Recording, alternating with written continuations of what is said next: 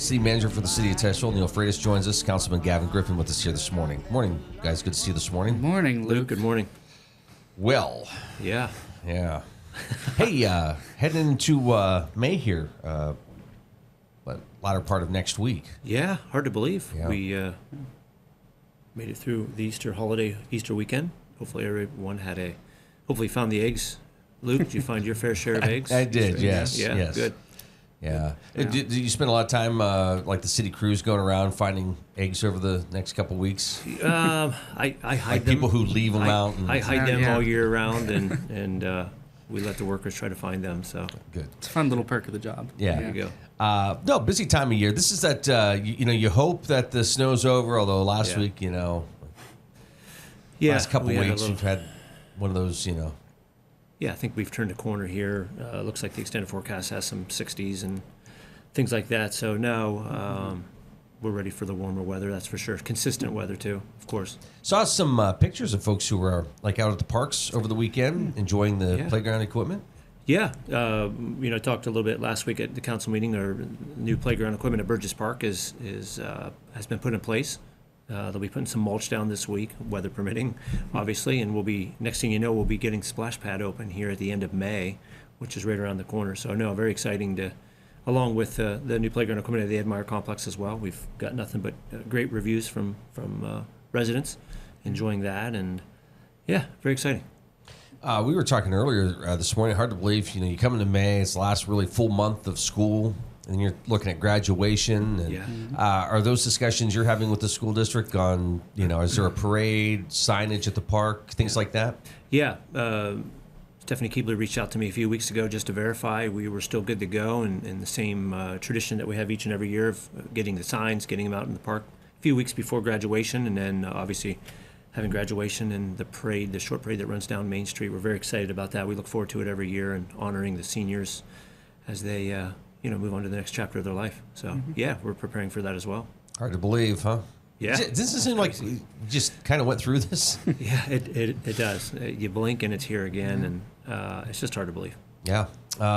Gavin, for you, you're almost like the halfway point through this year, and you're wrapping up your career on council at the end of the year. That's right, and I think you're absolutely right. It goes quicker and quicker every year, but this particular year I'll be serving until the end of December on City Council, so I've only got a matter of months left, and it's gone by very, very quick. And of course, I've loved all the time I've been able to spend with the city, first as a junior councilman and now as a councilman, and so I look forward to continuing to work hard until the end of this year. Yeah, you actually brought up a couple things that you're working on, and I think you'd like to see that get played out before things wrap up for the year. Talk a little bit about some of the programs you're working on. Yes, absolutely. So we had spoken a little under a year ago right here about our new youth court program. So this was something we've been working on for quite some time. Council has been diligently going through all of the policies and procedures that we need to have in place and approved them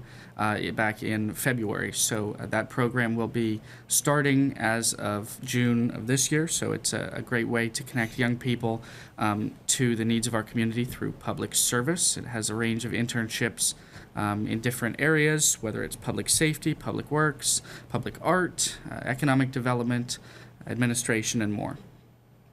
Great.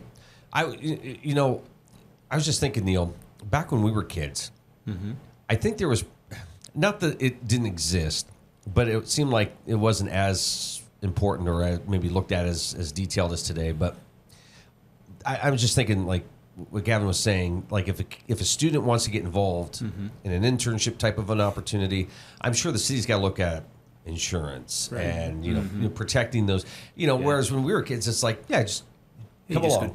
Kind of shadow come in and you can hang out for the day and see what's going on, but it's a lot different now, right, than what it's been. And this is something that Gavin's been working on for quite some time. We've had several discussions with the school district trying to implement some kind of program, and again, a lot of paperwork, the paper trail that goes behind that, and clearances and just the different things, and as you said, insurance. And again, we've gotten to that point. Very exciting.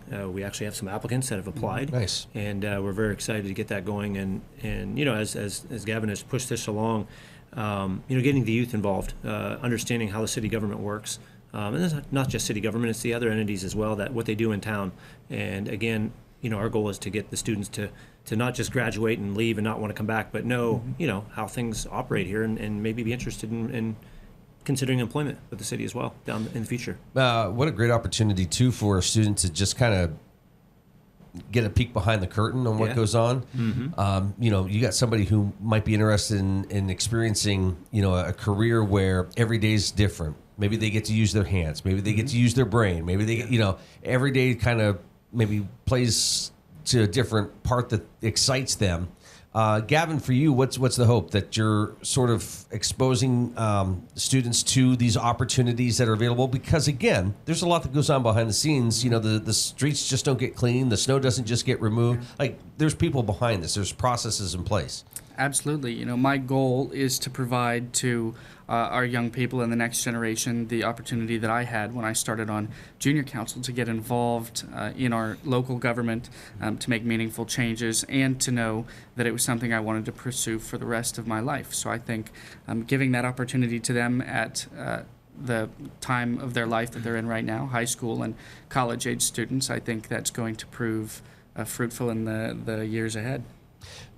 Neil, a lot of the careers that are available, one of the things that I absolutely love right now is that the focus isn't just college. There's so many other opportunities, training available, what's going on at the Education and Training Center in Titusville, amazing things where students are going to those classes, and before they even graduate or complete a program, they have job opportunities. Yeah. I can't imagine, like, you add this part to your resume, like you have, interned, shadowed, whatever, with, some part of the city, to be able to put that on a resume. Yeah, that's pretty impressive. It is. And, back when I was in high school, it was you were expected to go to college, and that's just what you did. And now, as you said, it's changed so much where you're seeing a lot of kids graduating and getting right into, like, the tool and die trade, getting that skill hands-on, whether it's even IT, just different things, not necessarily going to a college. And it's great, as you said, the training and education hub, what they offer, the nursing program, the machine shop. I know I believe they have criminal justice as well there, and us being able to provide this opportunity for somebody wanting to ride along with the police department just to see what it's like to maybe become a police officer. Maybe they want to be a fireman as well. And again, it's just great to be able to provide that opportunity.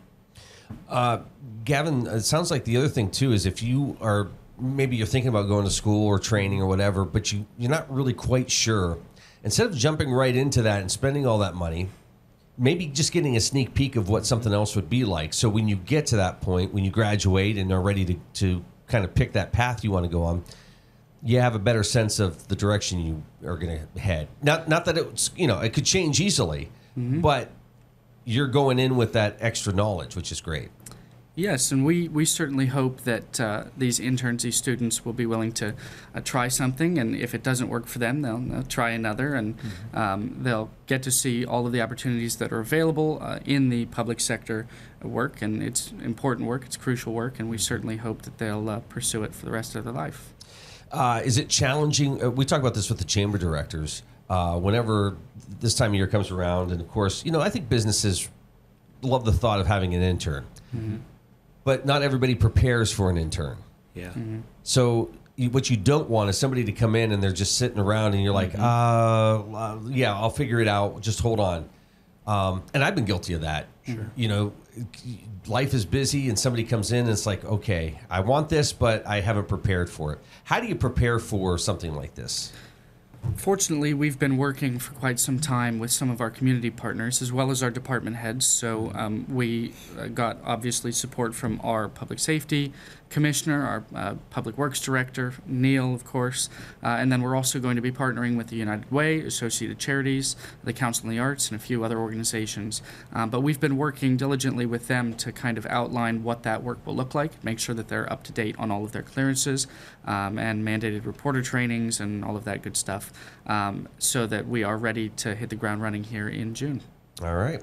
And I guess department heads, do they seem excited about this opportunity? Yeah, absolutely. Very excited. At least show what their departments do, and again, one of the things that the city's been working hard on the past few years is updating job descriptions as well. I think that's important. So somebody coming in is like, well, what does that job entail? We're able to provide them a job description, a detailed job description of those duties and what they include. And as Gavin said, if it's something that they're interested, great. If not, that's okay. We can show you something else. And again, it's important to have those things updated. And I will absolutely thank our Public Works Director, Scott Brown. He has been a big proponent of this program.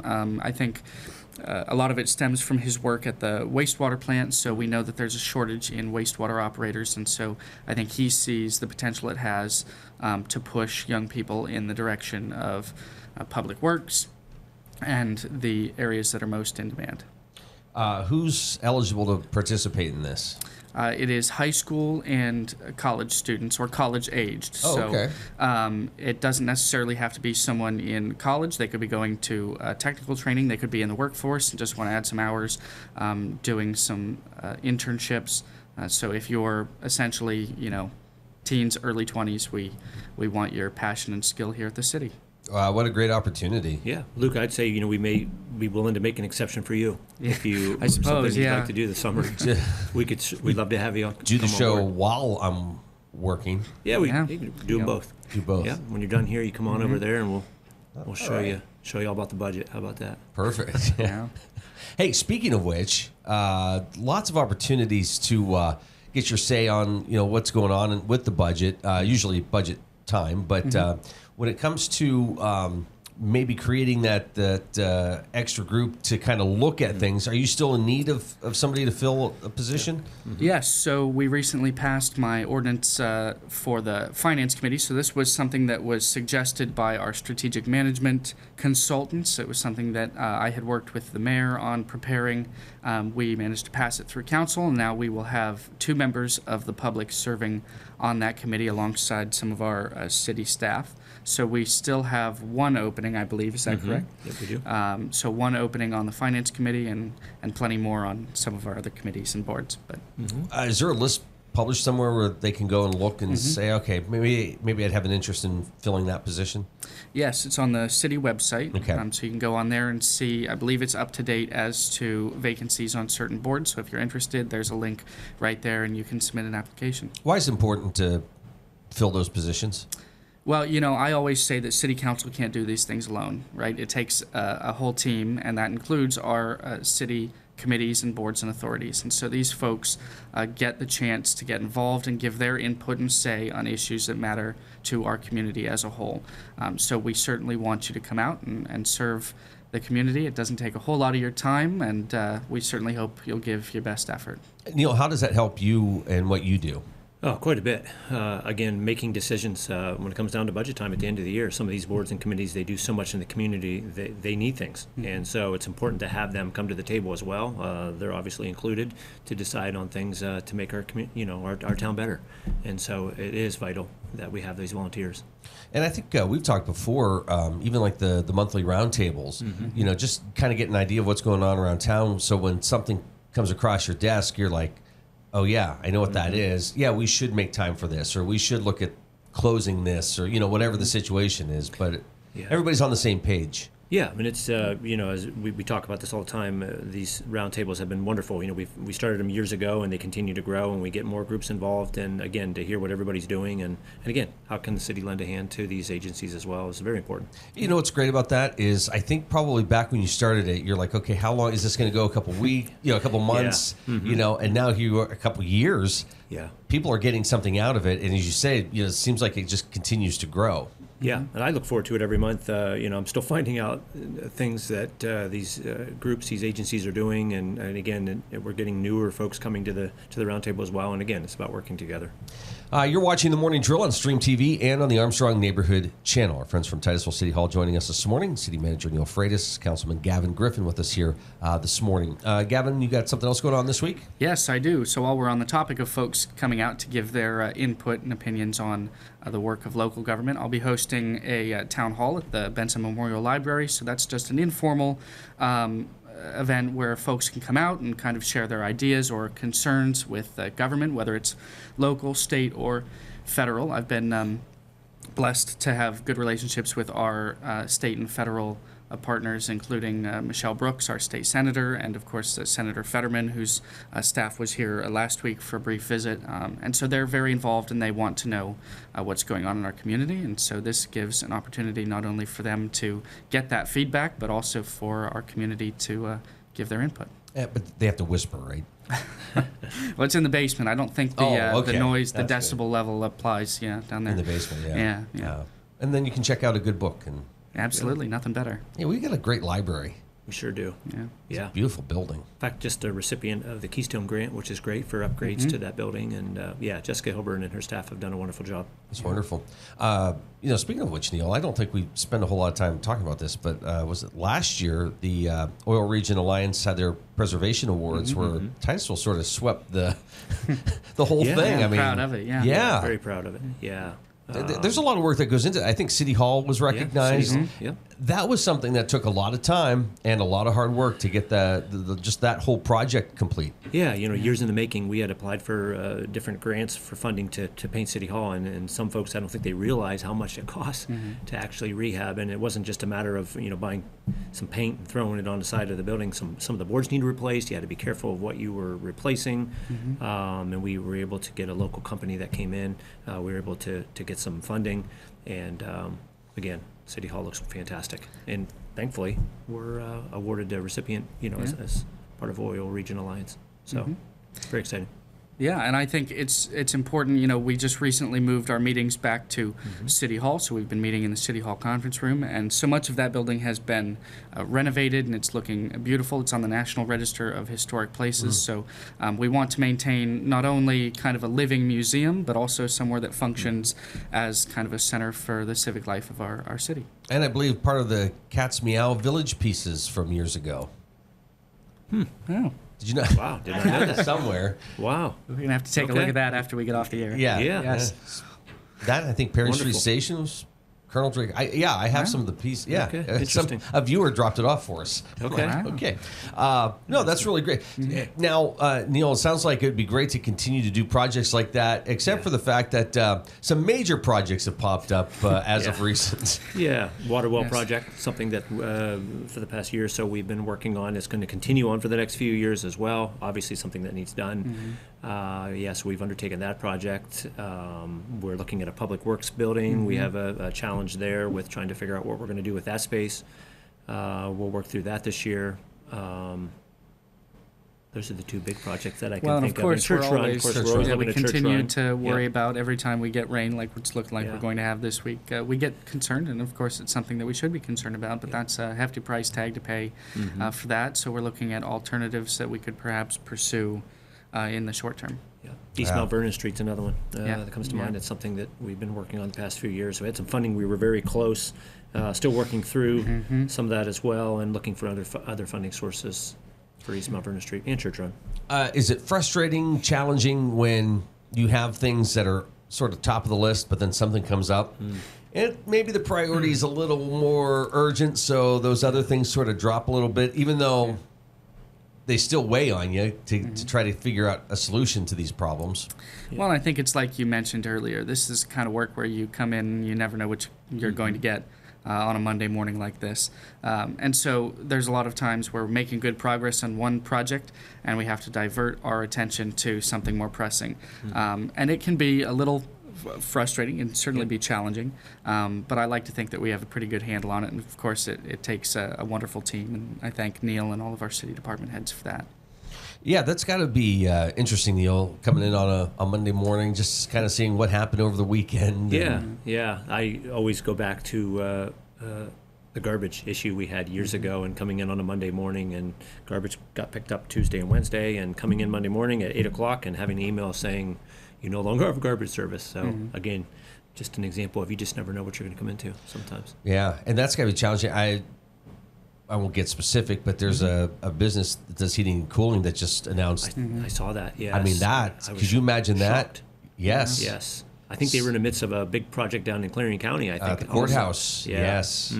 I was surprised. reading like $10 million in debt or something like that. And, Yeah. But again, there's these unknowns that pop up. Now they're scrambling because they're working on their courthouse project. What do they do? Now, I think you've kind of said this over the years, though. This is why you have a good team in place, right? And this is why it's important if you're sitting on council to be engaged and know what's going on and to just know so that when these things pop up, you guys can have good discussions about it. Yeah. Yeah, certainly. I think that the council that we have now is all very involved. We stay in touch, of course, with Neil and making sure that we know what's going on. But we also want to make sure that we're informed so that when we're out at the grocery store and someone comes up and asks us about this project or that we know how to respond and we can get them the answers that they want. But you're absolutely right. City government is like a box of chocolates. You never know what you're going to get. That's right. Yeah. And that's the fun challenge of it, I think. If you're somebody that likes looking at that stuff, and you know what, sometimes you have to make those difficult decisions. You're not going to please everybody, right? Every decision you make, you're going to have a group of people that says, yes, that's great. And then you're going to have another group that says, what are you doing? Yeah. We need to get you out of there. Yeah. It's tough. Neil, Gavin, good to see you. Thanks for your time. Thanks for all that is going on. A lot of great stuff. Next meetings are when? We put a 2-week layoff here. Be the first Wednesday in May. Not sure what the date is, but we're off this week. We're off the following week, and then we'll be back at it again. Okay. Encouraging everyone to come out, obviously, of course. Isn't that crazy? Yeah. Got Mother's Day, Memorial Day weekend, Yeah. all that stuff coming Yeah. up. Hard to believe. All right, guys, thank you. Thanks, Luke.